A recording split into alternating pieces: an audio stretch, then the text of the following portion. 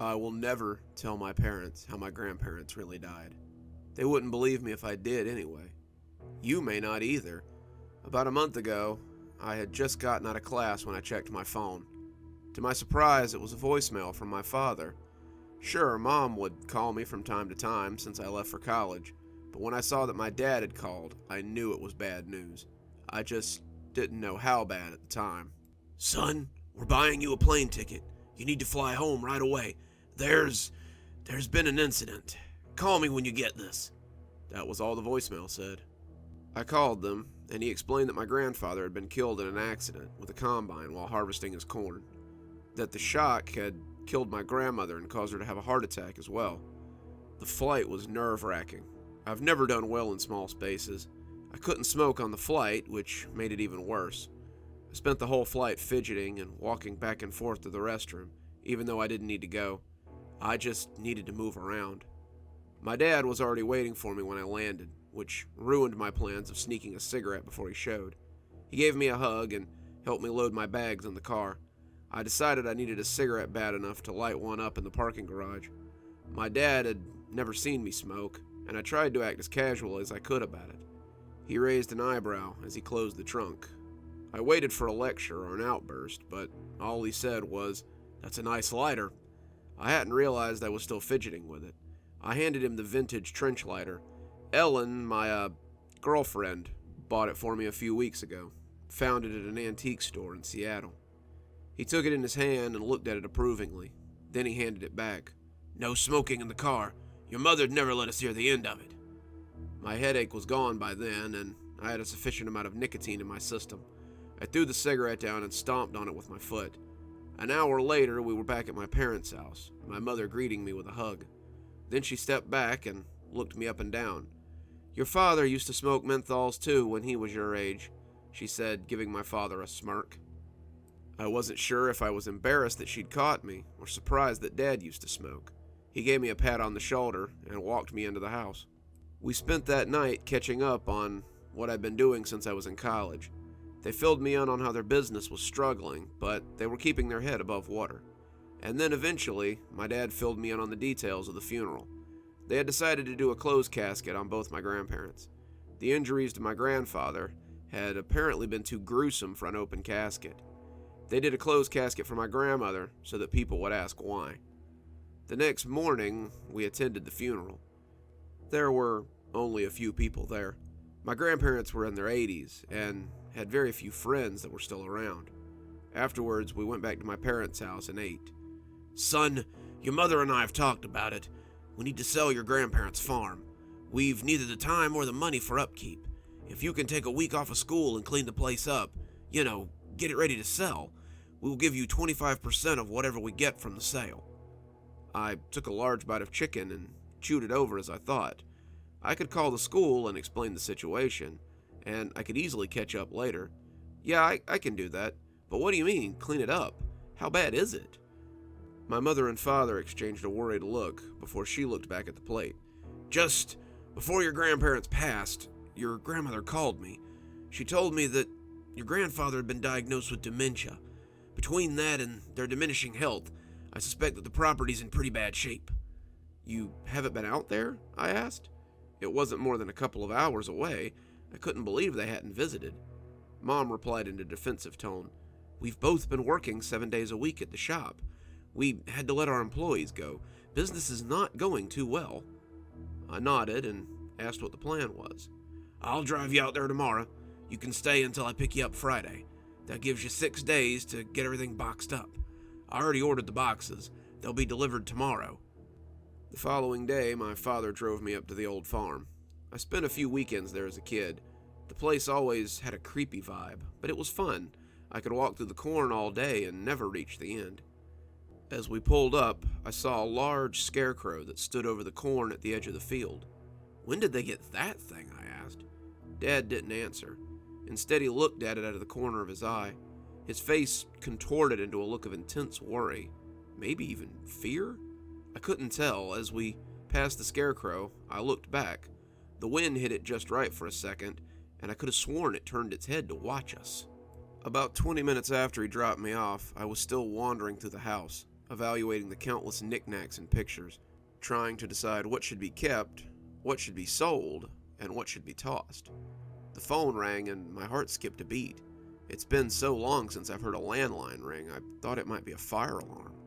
"This is Jim. I'm the delivery guy getting the boxes you ordered, but my GPS doesn't work out here. Can you give me directions?" the man asked as I answered the phone. "Head down the old country road about 5 miles. Make a right at the dirt road," I said, trying to think of any other landmarks I could give this guy. "You'll see a scarecrow. Make a right at that scarecrow." The man thanked me and hung up. About a half hour later, I was washing dishes in the sink and cleaning up the kitchen. My grandmother must have set out lunch before the accident, because there were 2 plates of food on the table. It was so rotten I couldn't even tell what it was anymore. The pungent smell of mold and rotten food was making me gag, so I had to open the kitchen window. I listened to the wind chimes on the porch and found it rather relaxing. I began to wonder how many summer days my grandparents had spent out on the porch, sipping sweet tea and listening to the wind.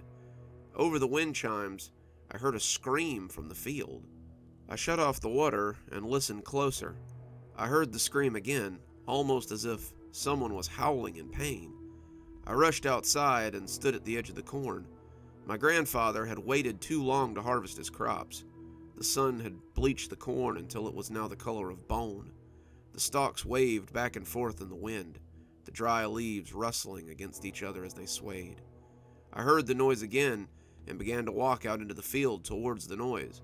"Hello," I yelled. I passed row after row of maize, looking left and right in the 8 inches of space between each row. And then in the distance, I saw a figure move. I began to run after it. I caught a glimpse of the figure every few seconds as the wind allowed. After a while, I lost sight of it. I ran faster and faster, trying to catch up with whatever it was, and then I ran full speed into the Scarecrow. The straw-filled body did little to dull the impact with the wooden post it was mounted on. I fell onto my back, grabbing my nose as I could feel my palm immediately filling with warm blood. I sat up and felt dizzy, my head throbbing with each beat of my heart. When I finally was able to stand up, I looked up at the Scarecrow. It was probably 7 feet tall, and then another 2 feet off the ground. It was dressed in blue overalls and red flannel. The head was a burlap bag with thick red string stitching its jagged mouth and big black buttons sewn on its eyes. It was topped with a straw hat stitched with the same red string used for the mouth. The thing was pretty intimidating at 6'2". Those crows must have been terrified, I thought to myself. I pinched my nose to stop the bleeding and began to look around. I saw this Scarecrow when we pulled in. There was no way I made it to the road already. I tried to hop up and see over the corn. I couldn't see anything but more corn, all the way to the horizon. As my feet hit the ground, my head felt like it might pop. Thick blood began to flow more quickly from my nose. I pinched my nose and held my head back, facing to the sky to stop the bleeding. Out of the corner of my eye, that's when I saw it. The Scarecrow had turned his head to face me. I turned to face the oversized doll and figured it must have been the wind again. For a second, we made eye contact. The big button eyes seemed to be looking right at me. I told myself I was being ridiculous. It was the wind that had moved the head. It was just a bag filled with straw. It was just the wind blowing the stalks, and I imagined it had made them look like a figure running. It had even been the wind that was howling as it passed through the leaves. But still, as I stared at it, I knew it was staring back. The hair on my arm was beginning to rise, making my arms tingle. My heart began to quicken, and then the Scarecrow abruptly lifted its head and looked back over the field, staring. I ran as fast as I could in the opposite direction. I stole short glances over my shoulder as I pushed through the corn. All I could see was a path of broken stalks behind me. Soon I heard a rumbling noise behind me. A truck, I thought. I kept pushing on, my lungs beginning to burn with effort.